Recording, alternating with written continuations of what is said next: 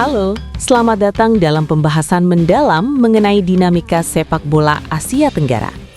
Hari ini, kita tidak sedang berbicara mengenai skor akhir atau taktik di atas lapangan, melainkan sebuah manuver strategis di balik layar yang menandai pergeseran poros kekuatan sepak bola di kawasan ini. Satu pencapaian yang telah lama kita buat. Kita layak dalam keadaan karnival bila kita masuk. Dalam beberapa waktu terakhir, mencuat kabar mengenai inisiatif Federasi Sepak Bola Malaysia atau FAM yang tengah merancang sebuah kompetisi regional bertajuk Serumpun Cup. Sekilas, ini terdengar sebagai turnamen persahabatan biasa. Namun, jika kita menelisik lebih dalam, terdapat sebuah anomali, sebuah langkah tidak lazim yang diambil oleh FAM demi memastikan satu hal krusial, keterlibatan tim nasional Indonesia. Laporan yang beredar mengindikasikan bahwa FAM tidak hanya menempuh jalur birokrasi standar dengan mengirimkan surat undangan. Lebih dari itu, mereka melakukan pendekatan tingkat tinggi, melobi langsung Ketua Umum PSSI Erick Thohir. Tawaran yang mereka bawa pun sangat spesifik dan penuh perhitungan, sebuah tawaran yang secara tersirat mengakui dominasi Indonesia. Mari kita bedah inti dari tawaran tersebut. Dalam kelaziman penyelenggaraan turnamen internasional, tuan rumah biasanya ditentukan melalui kesepakatan bersama atau proses penawaran atau bidding.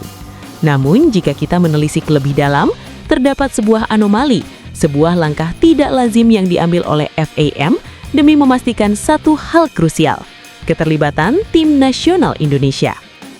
Mari kita bedah inti dari tawaran tersebut. Dalam kelaziman penyelenggaraan turnamen internasional, tuan rumah biasanya ditentukan melalui kesepakatan bersama atau proses penawaran atau bidding. Namun, jika kita menelisik lebih dalam, terdapat sebuah anomali, sebuah langkah tidak lazim yang diambil oleh FAM demi memastikan satu hal krusial, keterlibatan tim nasional Indonesia. Dalam kelaziman penyelenggaraan turnamen internasional, tuan rumah biasanya ditentukan melalui kesepakatan bersama atau proses penawaran atau bidding.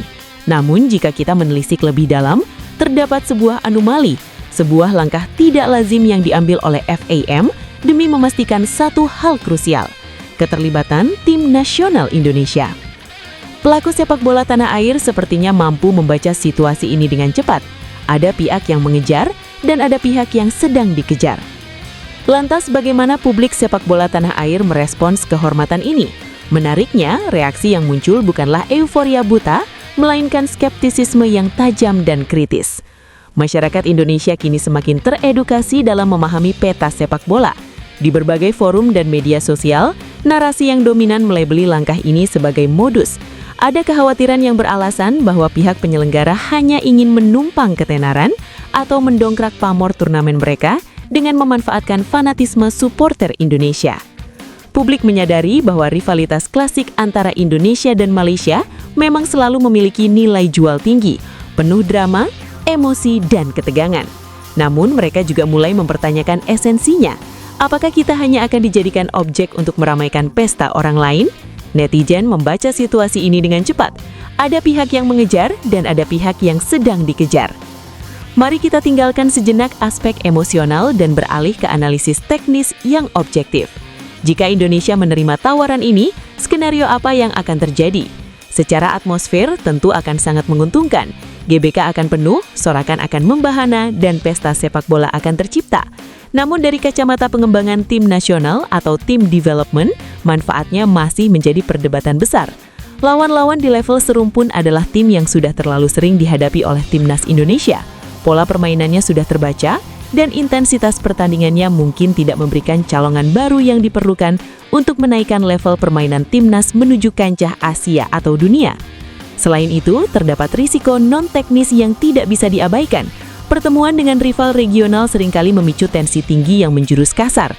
Risiko cedera pemain, gesekan antar supporter, hingga tekanan mental yang berlebihan menjadi pertimbangan serius. Dalam turnamen semacam ini, ekspektasi publik selalu setinggi langit. Menang adalah kewajiban, seri dianggap kegagalan, dan kalah akan menjadi bahan cemoohan.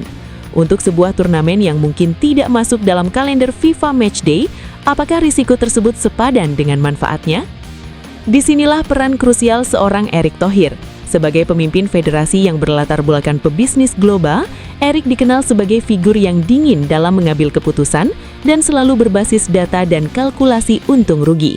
Beliau tidak mudah terbawa arus emosi rivalitas semata. Dalam pandangannya, setiap agenda timnas harus memiliki nilai tambah yang jelas terhadap roadmap jangka panjang.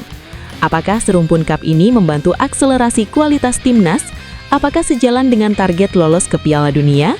Atau hanya sekedar euforia sesaat yang menguras energi? Dari perspektif federasi saat ini, prioritas utama adalah kualifikasi Piala Dunia dan mencari lawan tanding yang memiliki peringkat FIFA jauh di atas Indonesia demi mendongkrak poin dan pengalaman. Jika Indonesia menolak tawaran Malaysia, dampak bagi PSSI sebenarnya minim. Agenda tetap berjalan, fokus tetap terjaga. Namun bagi pihak penyelenggara di Malaysia, penolakan Indonesia bisa berarti pukulan telak bagi kredibilitas turnamen tersebut. Inilah celah perbedaan persepsi antara federasi dan netizen. Netizen melihat ini sebagai drama harga diri, melainkan federasi melihatnya sebagai kalkulasi bisnis dan prestasi. Satu hal yang sudah sangat jelas terlihat, peta kekuatan telah berubah. Jika turnamen ini nantinya benar-benar terlaksana di Jakarta, perdebatan utamanya bukan lagi soal siapa yang menjadi tuan rumah, melainkan siapa pemenang yang sesungguhnya secara strategis. Apakah Malaysia yang menang karena berhasil membujuk Indonesia untuk menyelamatkan pamor turnamen mereka? Atau Indonesia yang menang karena sekali lagi membuktikan bahwa kehadirannya adalah faktor penentu hidup matinya sebuah kompetisi di kawasan ini?